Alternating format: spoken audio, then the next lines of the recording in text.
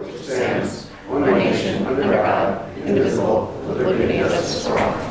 Almighty and everlasting God, who presides over all things in heaven and earth, come and preside over these deliberations, so that those that make the decisions may be guided by your wisdom. Roll call, please, Mr. Payne. Mr. Brooks? Here. Mr. Marconi? Here. Mrs. McBride? Present. Mr. Barrett? Here. Mr. Belishko? Here. Also in attendance is Mayor George Brown, Administrator Charles McCormick, Assistant City Attorney Maureen Collins, Assistant City Clerk Tracy Smith, and Administrative Assistant Lisa Sanfilippo. Good evening, welcome to tonight's regular session. Please turn off all cell phones. Following are examples of some important council rules. They are not intended to be a complete list. Please adhere as closely as possible to the 5-minute speaker presentation time limit. No persons are allowed to address the council from beyond the rail, except the speaker at the dais who has the floor. The chairperson shall preserve order and decorum and prevent attacks on personalities. The chairperson shall determine all points of order. No persons except city officers or representatives shall be permitted within the rail during any meeting without the express permission of the council.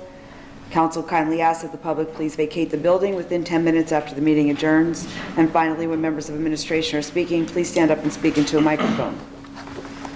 Would anyone like to speak on pending legislation? Sam?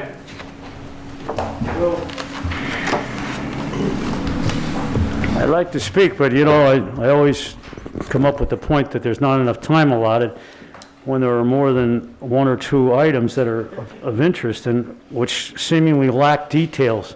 Now, I know I've been told, oh, by the way, my name's Sam Troy. I don't know if I'm supposed to state that for the record. First of all, on the lawnmower purchase, $43,000. I just question, now I know the cooperative purchasing program, I don't seem to get many of my questions answered, and I think that's one deficiency of this council and the mayor that I don't understand. I'm a citizen of Wilkes-Barre, a taxpayer. I'm asking questions, trying to hold people accountable and concerned from a taxpayer's point of view whether this money is worth spending.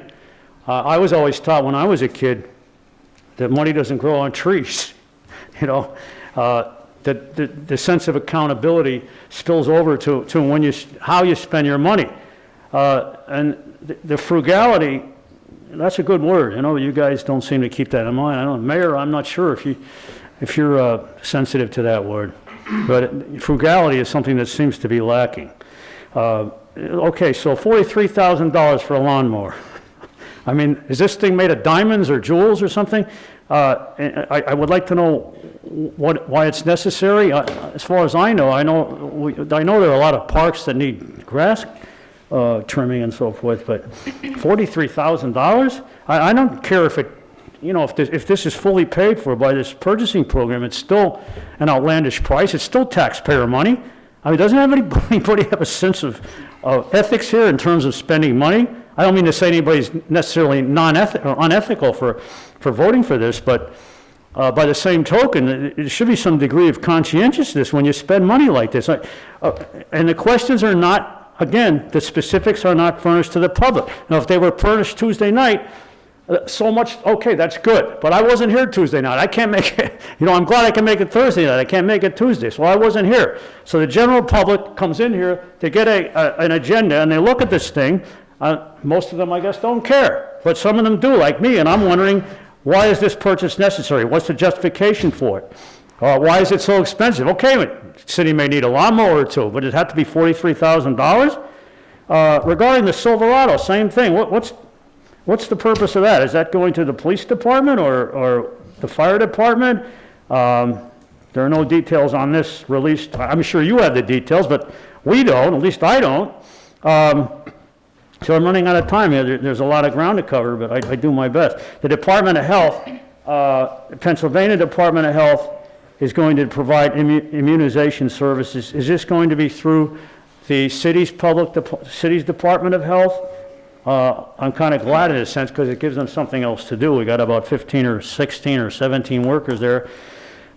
Seem to be strapped for, we have what used to be called, one person labeled what was it, a bioterrorism expert? I don't know if they changed that label or the area of expertise or not. But I wondered if this is going to be provided through the city's Department of Health. And as far as the purchase of the property, the old silk mill, which is already, I guess, zoned commercial, which I guess he won't need a change of zoning. There's no indication as to how large of a parcel this is. I called today, Kathy couldn't say, I don't know if the information was released. But I would question this. I'm not too much of a fan of our assessor. What's his name again? Anyway, look, the price may be fair, but I think from past experience, for instance, the Sterling lot, the Northampton Street lot, in some of these places, the parcels have been sold what was later found out to be somewhat under the actual appraisal price. So, I mean, $65,000 might be fair for this property, but maybe the mayor or somebody can explain whether or not that's justified. If there's a question in anybody's mind here, this should be put on the back burner then, this issue. I mean, why go ahead and sell this? Maybe somebody else will step forward and buy this property and more with more of a higher price here. John Anstead, I couldn't think of his name, sorry. John Anstead, my experience with John Anstead is kind of negative, and I'm a little skeptical of that. But my time is up, but I don't know if anybody has any answers to the questions. I would appreciate it. Sam, on the lawnmower and the pickup truck, the lawnmower isn't like a walk-behind lawnmower, obviously. It's a big commercial grade, high-volume swat of a grass clipper used for parks and such like that, where there's a lot of grass. It's not just a walk-behind, if that's what you're thinking.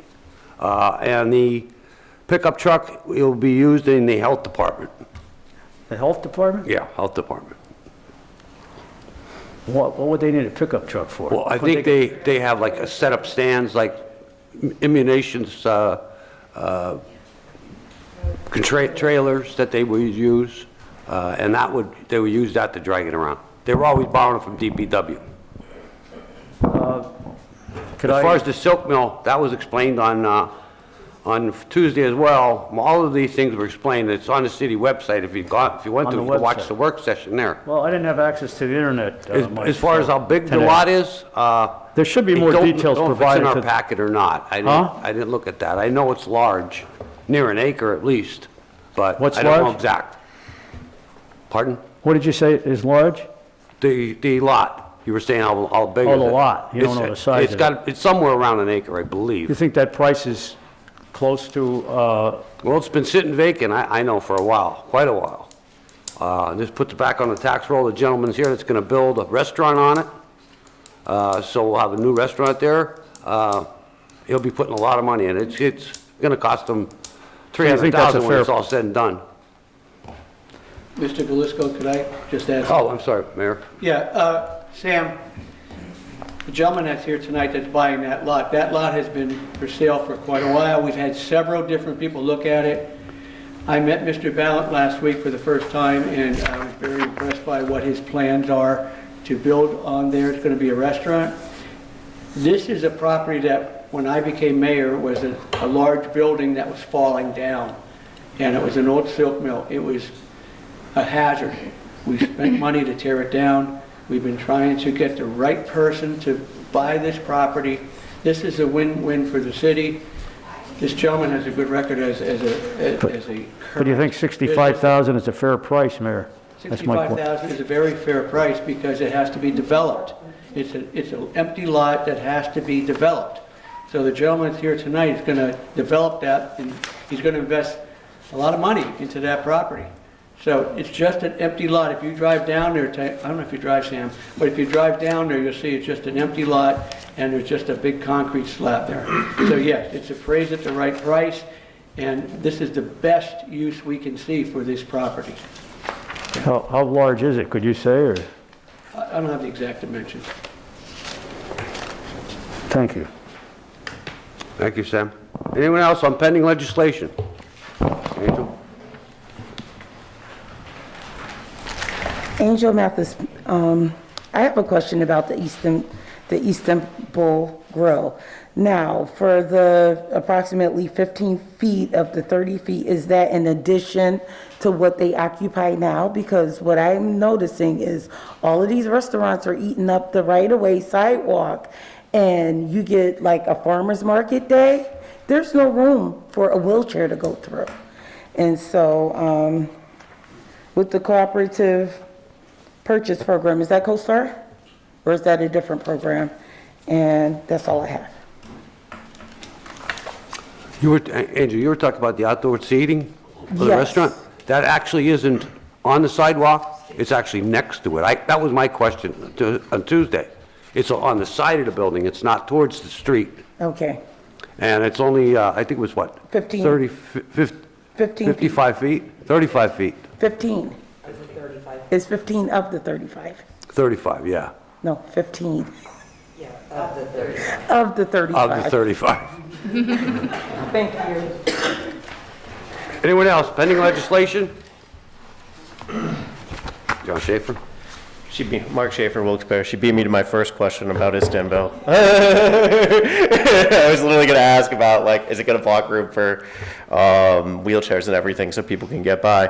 So I have a general question about this. It seems like every time a restaurant wants to do sort of like on sidewalk or something like that, parking, something like this has to come up. Is this something we could think about changing the zoning code? So like, every time someone wants to do this, they don't have to come to council. Just sort of a general practice of like standardizing the zoning code and making it easier for restaurants, apartments, whatever wants to use their space, just to make it easier so that there's not this extra hoop people have to jump through. As for the sale of the old silk mill, yeah, a restaurant there sounds like a great idea. No offense to the man interested in buying it. I would just be worried, like, are we sure he has the financing? Because for my job, I know a fair bit about the cost of refurbishing an old building like that, and it sounds like it's going to be a lot, especially if it was almost falling down. And I honestly, we should trust him. Hopefully we can take him at his word, but we do have a history of people making promises and not being able to follow up on them. So just, has he presented yes, I have this loan, I can cover this? Does he have, in case I get in there and it's easy, it'll cost this much. If I get in there and there's asbestos everywhere and I have to fully fix it up, it'll cost this much. Just making sure that he has all the bases covered. Mike, can I? Yeah, Mayor. Mark, there is no building there. Okay. We tore the building down. It's just an empty lot. Well, I mean, there's still remediation. Part of the lot is concrete, which can be used for parking, things of that nature. And then the other part where I believe the building is going to go. So we tore that building down because it was a safety hazard. And now we're putting this property back on the tax rolls. No, I The understand. gentleman's going to build a nice property there. It's a great location for that type of business. And it could be back on the tax rolls. It's a win-win for the city. Get the money that we're going to get for selling it, and then also, like I said, generate some tax. But there's no building there now, it's empty. No, I understand, but I imagine we didn't fully tear out the foundation and do a environmental study to make sure it's feasible to build there. I just want to make sure that he has the money to do this, and it's not going to end up as Sam said, the Sterling or other sites where we keep getting promises and not delivered. So yeah, it's just whenever we do these kind of sales, doing our check on our end to make sure that we have everything we need lined up and that it'll go through. And yeah, that's all I had. Thank you, Mark. Anyone else on pending legislation? Tony Thomas, and thank you for putting the fans on. It's rather warm in here today.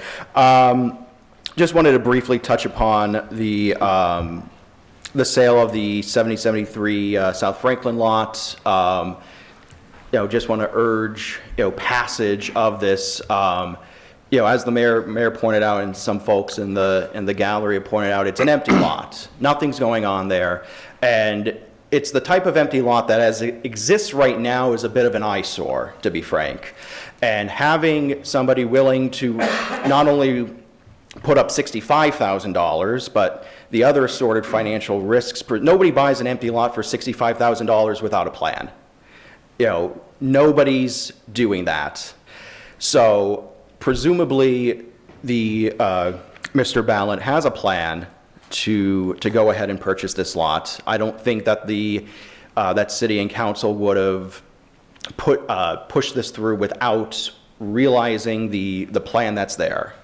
And as far as I know, and I perhaps could be wrong about this, but I believe this would be one of the first new restaurant constructions in that section of the city in quite some time, because outside of the very beautiful extensions that Margarita Sewell did on the outside, but the building already existed. It was just a conversion. So as far as I know, this is one of the first new restaurant constructions in quite some time in this section of the city, a section of the city that typically gets ignored by developers. Usually because you have old buildings that sit there and crumble away like this, when it takes quite some time to get that property onto the city to be able to do something with that empty lot to begin with. So it's nice to see that somebody, who I see every time whenever the weather's nice driving by, the lot, out there selling barbecue. So it's somebody that obviously cares about this community. I've never met the gentleman, but just from the sheer setting up a tent and sitting there for hours, that shows some dedication to not only the community, but to an entrepreneur in this city as well. So I just wanted to get those points out there prior to the vote, but I think it's a solid idea. Thank you. Thank you, Tony. Anyone else pending legislation? Okay, Kathy. I have a couple of questions I'm sorry. if Go ahead. the public is done. Just one follow-up question regarding the lawnmower from Tuesday. The only question that I received from the public is, can this lawnmower be transported with vehicles that we currently have? Okay, I figured, but thought I'd ask. And then I know Mr. Ballant, I think that Mr. Schaefer raised a good point. So is financing in place? Do you have financing in place for the development of this lot? And if not, do you have a plan for that? Yeah, I don't have to get up there. If you don't mind, sorry. Please. And just State your name for too, the please. record. State your name for My us. name is Vince Ballant. Yeah, I mean, I've been working on a project to build in Plains, and it kind of fell through because of the lot itself. Okay. So I've been working with the SBA to get financing for something, and actually, the project size is roughly the same amount, so there's really not much of a change as far as what I was going to be asking for Okay. the original property. Okay, great. Thank you. That's all I have for you. Thank you. And to Mr. Schaefer's point, I understand the public's hesitancy in approving some of these purchases, and I understand, from our point of view, we have been snowed before and we've been promised different things, so I think it is important, moving forward, when we are presented with purchases like this, I think it's important for us to ask those questions, and just proceed with caution with certain things. But, obviously all of us are very excited about new businesses in the city, but I think it's also important for council to do our due diligence in making sure that those, items were checked upon. Sure. So. Mike, just one more quick question for Mr. Ballant, speaking about that. Any idea when you would start? And you don't have to come back. Does he have to come back? No. Yeah, have any idea? Any idea when you plan on starting, and a start and finish date? Just roughly, no one's gonna. I mean, I would imagine that the building, I would start probably about 2 to 3 months after it's under contract. But really, I can't do much until I have a contract for the property, or, just. Okay. Because the financing will require that I have a property to do everything on. And how long do you think it would build? 3 months, 4 months? It should be a relatively quick Okay. process. I'm hoping to be open by the end of the season, but End of the season, you mean summer? yeah. Okay. For me, I go by barbecue season. Right, that's why, I know. That's why I had mentioned summer. All right, I appreciate it, thank you. Thank you. Go ahead, Kathy. Okay, so we'll have need a motion and a second on the consent agenda, which includes the resolutions and the minutes. Motion. Second. Sorry, who was the second? Tony. Tony. Mr. Brooks? Yes. Mr. Marconi? Yes. Mrs. McBride? Yes. Mr. Barrett? Yes. Mr. Belushi? Yes. And then we have the single ordinance, which is the adopting the 2023 action plan. Motion? Motion Motion by Mr. Belishko, Second. second by Mr. Marconi. Mr. Brooks? Yes. Mr. Marconi? Yes. Mrs. McBride? Yes. Mr. Barrett? Yes. Mr. Belishko? Yes. That's all we have. Council presentations, anything today, Councilman Brooks? Yes, I want to thank Chief Jay Delaney and the Associate Director of the Health Department, Katie McGlynn. The last night at a neighborhood association meeting, they presented all the things that the city is doing on the opioid epidemic, and wow, was that a really sad meeting we had about the problems that we face, but I'm glad we have a good plan to go forward. And then I will have to say, I've been on council for 8 years, and Katie McGlynn from the Health Department gave a detailed overview of every single thing our health department does. And I was really proud that we have a health department. We're one of, I think, is it 11, Charlie? Maybe in the 11 in the whole Commonwealth. And we're lucky and thankful we have it. And I was just really pleased to see, and there's probably like 45 people in the audience, and they had a lot of questions about it, but I'm glad to see what our health department does. In constituent things, Charlie, light switches for crosswalking, you know, when you go up to the corner and you press the light stuff, a lot of them are not working. I'll get you the different things. I don't know if that's do we take care of them? Or does PennDOT take care of them, or does it depend? There's a large survey going on from Pennsylvania. I think it's called either Green Light or some euphemism like that. And they're investigating all those. They're going to be redoing a lot of the timing. So you can't really get in and do the type of repair work you're supposed to do on them because they're so old. Right. And the system hasn't changed. So we're aware some of them are out, but there's really not an awful lot we can do about it. Got it. Okay. That review goes on. And then in the same vein, I know we were talking about line painting was brought up on Tuesday, Hazel and the Wilkes-Barre Boulevard area, that cross there. A lot of people are confused about where they turn and all that. So that's it. Thank you, Mr. Chairman. Okay. Councilman Marconi, anything today? Just real quick, I sent a few emails to Charlie. I know he's taking care of it. Austin Ave, getting paved, looking really good. We appreciate that so much. And also, Charlie, the graffiti that we spoke about on Tuesday was taken care of today. So I just want to thank you for that. I appreciate that. That's all I have, Mr. Chairman. Okay. Councilwoman McBride, anything today? Yeah, just two things, kind of in the same vein as Mr. Marconi. East South Street's finally being paved in Sherman Street, so I just want to thank the administration for that. I know that's been, you know, the bane of your existence as well, so thank you very much for your work on that. And then secondly, the only thing that came up is there's graffiti on the stop sign on the corner of East Northampton Street and South Meade Street. That stop sign has been tagged. But that's all. That's all? Yep, thank you. Councilman Barrett, anything today? Just one update, and that's about Pine Ridge, the housing development that we talked about previously. And this goes back a couple of years to when Mayor Brown initiated action up there to get that project started. It's a housing development. If you haven't seen it, it was stalled about 3 years ago. And I went through there again this morning. Actually, I walk through it every day pretty much, but there's another new house right now under construction. So I don't know if you saw John right there, the equipment's there. Yeah. And it's just so exciting to see the difference because 3 or 4 years ago, and you will agree with this, Mr. Marconi, there was nothing going on there except weeds growing. That was the only activity there. It's what, 4 or 5 now? At least 5 right now, plus the townhouses.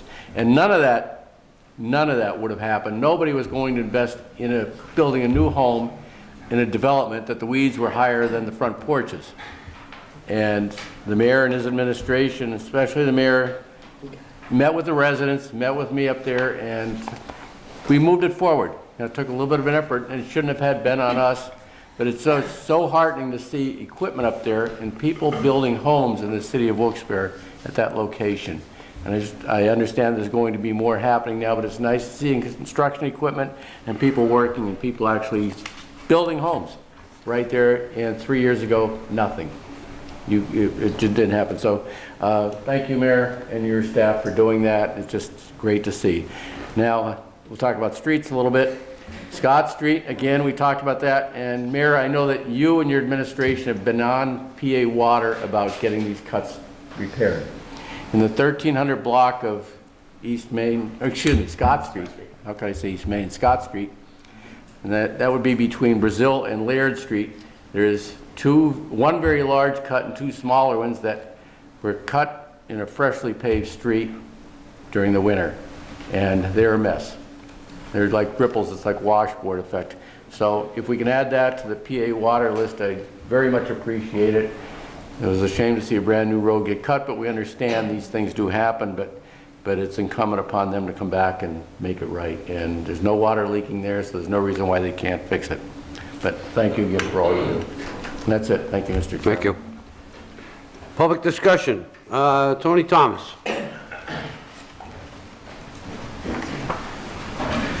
Tony Thomas, 18 Oakley Lane. First, I wanted to commend the City of Wilkes-Barre, the Wilkes-Barre chapter, the NAACP, Wilkes University, and all the other partners that came together to put on the Wellness and Health Fair that was on Public Square today. I had an opportunity to walk around there on a break from my work. It was great to see the city being there, doing some immunizations, different facets there, focusing on from Wilkes nursing and pharmacy students being there to, talk about people's health from a wide range of subjects. And it was a great community event to see, and I'm very, very glad to see that put forward. I was at the Rolling Mill Hill Association meeting last night, and it was eye-opening to hear about all the health services that the city provides. And I know sometimes online and, in the comments, folks will say, well, why do we need a health department for? And if you attended that meeting, and also from the comments from Chief Delaney, it's very clear why we need a health department in this city and why it's so important, from being able to tackle things with COVID-19, providing flu shots to folks in this city, and the full gamut of STD, STI checks that the city does, which I believe was provided at no cost or little cost to citizens. It's a great asset that this city has something like that. So I wanted again to commend the city, the NAACP, and all those other partners on that. My second thing is, as I've been going around the last couple months, couple questions about, people ask about city government. And I want to commend the city council for being open to the public, answering questions. Councilman Marconi has been very prompt in resolving issues that I've had whenever there's, trash or something, in the city streets. And it's great to see that the mayor and his administrator be here at these meetings to take questions from the public and provide additional context. But my question is, how does a taxpayer or a citizen get in contact with the Office of Controller in this city? There's a sign on the door that states it's by appointments only, and while it's not required to attend council meetings, nobody from the control office or finance office attends city council meetings to provide any sort of context on financial matters to the city. As a matter of fact, it's the only elected office in this city that has an appointment sign on its door. The mayor's office does not. It's easier to get in touch with a mayor than another elected official. Everyone on this council gets, I'm sure, probably hundreds of messages from constituents on Facebook every day, your cell phones and whatnot. So it's easy. You could come here, ask a question of council, ask a question of the mayor. So I'm just wondering, because it's an appointment-based situation with that office, how long does it take for one to get an appointment? Who do you schedule it with? And how long does it take to get a meeting? I think it's a valid question. It's an elected office. And if anybody has an answer to that, I would appreciate it. You finished? Yes. Have you tried calling the controller's office? Personally, I haven't had a reason to. Okay, well, you can't even make that statement then because you don't know. Maybe it's come right in. Maybe it's I'll see you tomorrow at 11. I'll meet you somewhere. You don't know that answer. I'll call the office first thing in the morning. There you go. Thank you. Brian Ferry.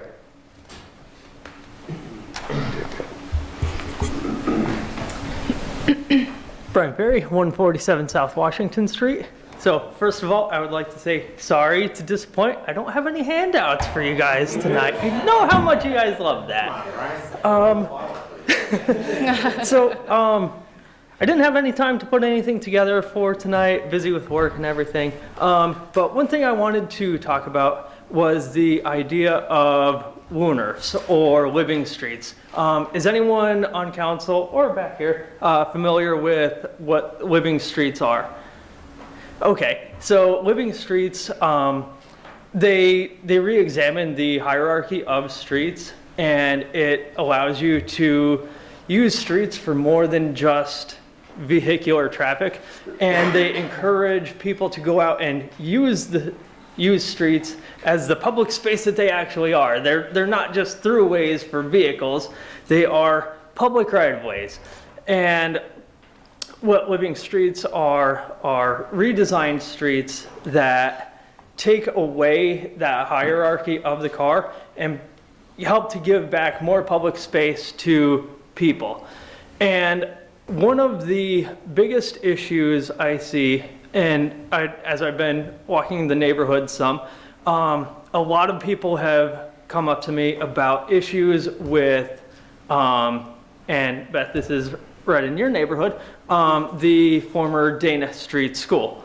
It's right at the top of the hill, and I think that, there are plenty of people who are concerned about that being that it's been vacant for so long. There was a lot of trouble there before it was shut down by the city, and it would appear to me that the city is not doing anything to entice development or help to breathe new life into that area.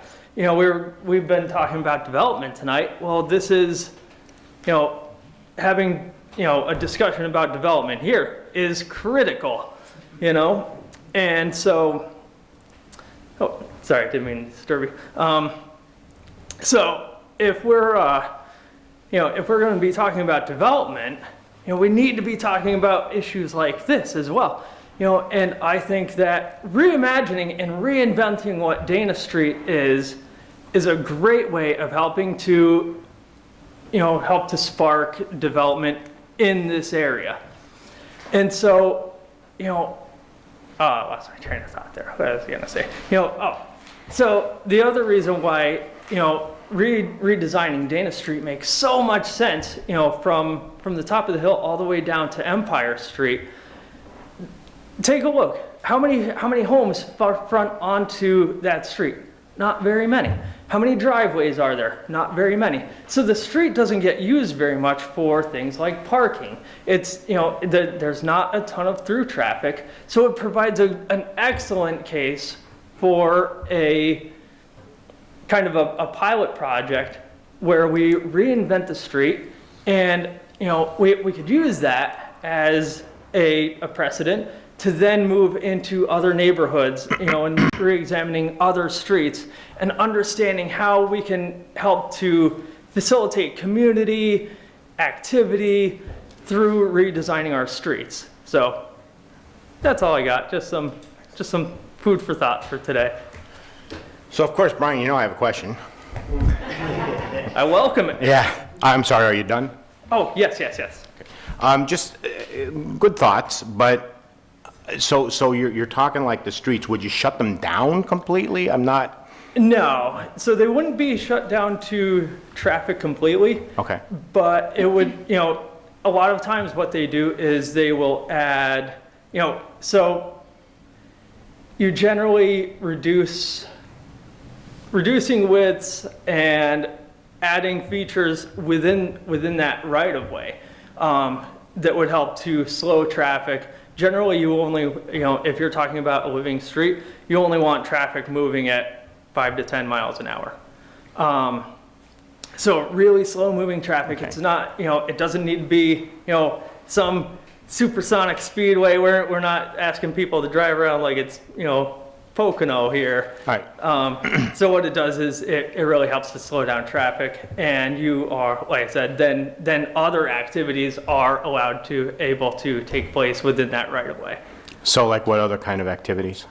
Anything. I don't have my phone back there. all right, so- I could send you guys some precedents. And I guess a concern I would have too would be about emergency vehicles. That's why I had asked you, you know, if the street would be shut down, because, you know, we certainly need, you know, emergency vehicles to. Absolutely. Get So emergency vehicles would still be able to get through there. And like I said, with it, you know, with it being, you know, a not super densely populated street, you know, Yeah, understood. more of the, you know, your main access points would be from whatever streets run parallel to it, Sherman, whatever. All right, thanks. Just a couple things. You go. So I think you brought up a really interesting point, and something that, you know, we all think of shared concerns about before, is the lack of marketing for vacant properties in the city of Wilkes-Barre. And that's not a knock on the current administration by any means. I think it's just a systemic issue that there's only so many hours in a day, and I think that, you know, I think the city would benefit from a marketing and development coordinator as a full-time position, not only just for vacant properties, but also just for everything else that's going on in the city that people just don't know about. Like, you know, Diamond City Partnership, for example, they do all the marketing for downtown Wilkes-Barre. Right. And, you know, if it weren't for them, I don't think the events would be nearly as well attended, and people wouldn't know a lot about what's happening in downtown Wilkes-Barre. So I think allocating funding for a position like that would really benefit the city, and I hope that at some point financially that we're able to do that. Right. Not only for events, but also, to your point, advertising some of these vacant properties that we have. And then secondly, is there, so if the city were to pursue something like a living street in one of our areas, are you aware of any grant funding that would be available for a project like that? Off the top of my head, I mean, obviously all the standard ones, you know, that we talk about here on a regular basis, many of those would be applicable. Also, see, it's tough because, you know, the city currently doesn't have a Parks and Rec plan, which this is something that would also be incorporated into that. And doing that would really help to open up opportunities for GTRP grants, grants, trails, recreation, and parks, GTRP, and community. I forgot what it's the C2P2 grant from, what is it, DCNR, I believe. Okay. That's another one that we deal with at my employer quite a bit as well. So yeah, C2P2 and GTRP grants are two of the big ones that we deal with. Okay. And one more question, I'm sorry. Are you aware, just off the top of your head, if not, it's okay, other cities that have done living streets? I know there are. There's been a bunch of precedents in Pacific Northwest. I believe Seattle and Portland both have decent number of precedent projects. I know there's a couple others that are. Even if you want to send an email just with a couple, just as examples. I don't mean to put you on the spot at all. No. I know you know what you're talking about. It's not that. But when you get behind the dais, it's like, I don't know where they are. Yeah. I've seen them before. Yeah, so if you just want to send us like an email or something with some examples, that would be great. Yeah, absolutely. Thank you. Brian, would you say, in some modified way, that River Street is an example? I don't know if you remember 10 years ago, River Street was 4-lane, just massive, just fast highway, and with PennDOT and DCP was all part of this, and I was part of this, that those islands slow down the traffic. We also added so many more trees and all different kind of things, and helped the people cross. With the crosswalks are clearly defined. Right. The marker for to push the button to get over to the River Common, right? That is what he's talking about. You know, that's part of it. So that, I was gonna say, that's part of it. Right. That's like, that's a more traditional road diet. Right. And then this is kind of taking like more residential streets and, kind of reinventing them so that Right. there's, a kind of a balanced hierarchy so that cars aren't, The dominant one. yeah. Because boy, Yeah. as a cyclist, I could tell you how many people think that Right. nothing else belongs on the road, just cars. Ooh. Right. Great ideas. Thanks, Brian. Thanks, Brian. Thank Thank you. you so much. Mark Schaefer. I'll actually join Brian in the Nerd Fest. An example of sort of what he's talking about as well, yell at me if you said this term, I don't think you did, it's called a strode. It's a street road. So the idea is that whenever you have a road or a street in a city, you should know exactly what you want it to be for. So a road should be something that's designed to get people the heck in and the heck out. And a street should be something, and yell at me if I'm switching it. A street is what he's talking about. It should be something in a neighborhood. People should be going slow. People should be able to easily cross. And so it really seems like, honestly, I would say River is probably more of a strode right now because it does have like the trees and everything, but it's still people flying back and forth. And I understand like if you're trying to go to Pittston, places like that, North River is the way you go. But there's got to be a balance between making downtown walkable and easy to get around and helping people get to places like Pittston. And I don't know if he said this specifically, but the Avenue and the Boulevard are two that I know Brian has hyped on them before, but really need redesigned. Because when he's talking about like size of the roads, number of lanes, increasing speed and dangerousness, like if you think about driving down the Ave or the Boulevard, how wide they are, and when it's a road like that, people are really incentivized to drive fast. And that's why you see, like, if you're going to get on the Cross Valley, you'll see people whizzing in and out. It's because it's designed to look like a highway. It looks like a highway, so why don't people drive like it's a highway?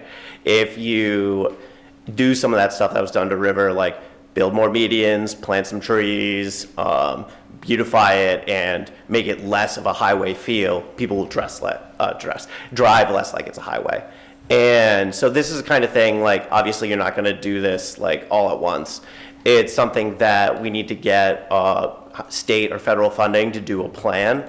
I believe it was Lackawanna just did a strategic plan. Municipalities that develop strategic plans, it makes it a lot easier to get future grant money because you can say, when you're applying for a grant, you can say, this will do this, which will unlock this. That's the kind of thing that, like, my example that I always bring up is Pittston did. That's why their downtown looks like that now, because they had like a 5 or 6 year plan. They're like, in year 1, we will fix this street, and this street. We'll update this building, this building, this building. And so when they went and applied for grants, people could go, oh, they have a clear plan. We know what they're going to do. Yeah, sure, go ahead. And this is the kind of thing that, as Brian always says, there's a lot of grants that will pay for plans like this. And it's just making sure we identify them, find the right people who know how to do it. And yeah, so just advocating the benefits of being a nerd. Thank you. One thing too, that another road that I thought about is Cole Street.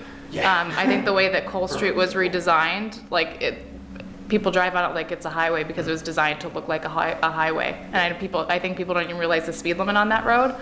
And I think that, one thing that was touched upon in this conversation but should really be highlighted is the safety aspect of it. Like if you took one of those plans and did it on Cole Street, the benefits that it would have. I'm not sure if anyone else saw that video on Cole Street, but it was, there was a bus parked on Cole Street and a school bus parked on Cole Street dropping kids off, and a kid got hit by a car. Thankfully the child's okay. But I just feel like that road in particular is just a major accident waiting to happen. And I feel like with a plan like this, that might be a way for the city to mitigate some of that liability. And I'd also like to see a pedestrian bridge on Cole Street, but that's another conversation. So, thank you. Anyone else? Sam Troy? Yes, Sam Troy. I just wanted to more or less continue to advocate some of the things I've been trying to advocate, but try to improve the quality of life in the city, which I think is declining, and I don't know, well, I don't feel that the mayor or this council really has enough empathy. I mean, certain issues you want to address, but certain issues you seem to ignore, such as, the question does remain, how do we improve the quality of life in the city, and what's wrong with it? First of all, I don't know if you read, there was an article in The Voice recently concerning the renovation of a church up here in your district on Meade Street. And they have a food giveaway there. Line forms a mile long out on the street. And what does that tell you?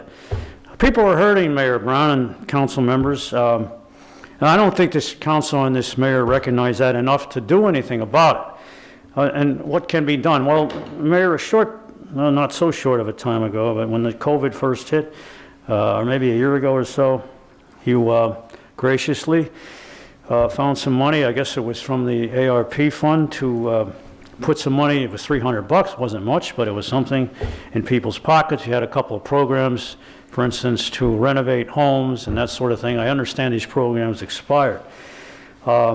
I think with the remaining money in that ARP, for one thing, I think it's 18 million, if I'm not mistaken, something like that. Well, I'd like to give my opinion on how that money should be spent, but I think there should be a formal hearing about it so people could speak up and give their ideas. And so far, I think a lot of it was wasted, and the same thing goes for the county. You may disagree, but let me just mention a couple of things here that are on my mind. I like to ride a bicycle now and then, and I was riding down Main Street here, and I tell you, I think I'm lucky to be here tonight. Some guy was frantically driving down. I guess, police can't enforce everything. Driving like a maniac down here, and I was on my way near the right side of the road, and he almost hit me. This is not a bicycle-friendly city. There are a couple of signs up, which maybe you had something to do with it. Share the road. Well, I don't think many people bother to read that. I think some of that ARP money, Mayor, if I may be so bold as to suggest, might go forward to a study of bicycle lanes. So it could be, not long ago, think about a year and a half, a person got killed up here on Wilkes-Barre Boulevard on a bicycle. That should not be forgotten, and I think something should be done to rectify the dangers in the city. I know it can't be as good as some other communities, but at least it should be improved. I mean, to a certain extent, unless you're riding on the sidewalk, which can be hazardous to pedestrians, you take your life in your hands, as I did the other day. Anyway, I would just like to move on with the short time remaining, and what other issues can we address to improve the quality of life? Mayor, we could use some more of that ARP money. I don't think I'm not ashamed to ask personally, and other people as well, another $300 or whatever you can get out of the ARP fund for some people to relieve their burdens. Not necessarily for me, but their financial burdens would be certainly helpful. The poverty rate, as I mentioned, is twice the level of any other community in the state here. The average wage is something like $35,000, which is way below. I'm for a family of 4, which is way below and the minimum wage is what, $7.50, which is a disgrace. I know a lot of businesses are paying more than that. This council ought to see to it to establish a minimum wage ordinance to try to raise people's salaries. And the old myth that that's going to hurt the economy is just that, a myth. It's ridiculous. That might help. Historical preservation. That's another issue that is being ignored here. In Kingston, they have a historical society. They don't have it's certainly not as big of a town. They don't have nearly as many structures worthy of historical preservation. Thanks to Mayor Layton, one of your predecessors, there was a lot of loss along those lines with the Radnor building over here on Washington Street was torn down. A lot of the old Fell House, I don't know if that was under his administration. You ought to be sensitive to that. There should be a committee established. You know how many buildings I keep saving, Tree purchasing. There is no money in the budget, as I talked to, and that's one way that the city could relieve its carbon footprint is to buy and plant. One of the redeeming features of this downtown area right now, as I mentioned to Charlie McCormick, is the blooming of the trees. Thank you.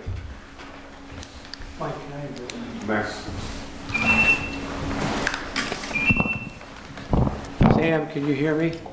Yes, I can hear you. Don't have my hearing aid, but Sam, I think this is about the fourth or fifth time I've tried to respond to the same question that you answered tonight. How am I going to help the people in the city of Wilkes-Barre that are underprivileged, that are economically underprivileged? Sam, we gave $7.1 million to the city of Wilkes-Barre residents that are low income or through agencies that address low income. $1 million to 24 social agencies that deal with underprivileged people or homeless. $8,640 $300 stimulus checks, almost $3 million in stimulus checks. 252 people took advantage of the Repair Your Home program that we gave $7,500 to. 48 people took advantage of the new home purchase program, $7,500. New businesses coming in, 49 new businesses. We had a ribbon cutting yesterday. So we also, as you know, with council's approval, we cut the cost of parking meters and city bags.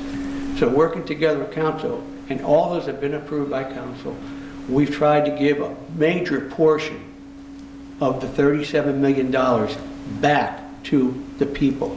And most of it went to underprivileged, low-income people. I'm sorry, I've mentioned this to you half a dozen times. We've done this more than any other city that's given back to the underprivileged people. Think about it, the percentage that we gave to underprivileged people. And I'm happy to do that. Council was very receptive to that. $7.1 million out of the 37.1. As far as historical, is what? I think Councilman Brooks does a great job as far as the historical portion. Every building that's in question, Councilman Brooks looks at. Okay. Also, we have a historical society that does a great job. So, with those two entities, I think the historical parts of the city are really acknowledged, and what you're doing right now with the Zebulon Butler House. So, people are working on that. You may not see it, Sam, but it is happening. And we are giving money back to the underprivileged or low-income people. It's been happening. It's still ongoing. We're still supporting new businesses. There's money still available for that. So, what's that again, Mayor? $7.1 million has been allocated to help people that are in need or businesses, startups. $7.1 million. Okay. I don't think it's enough, Mayor. You didn't give us any kind of tax break. Thank you, Sam. Anyone else? Motion to adjourn? Motion.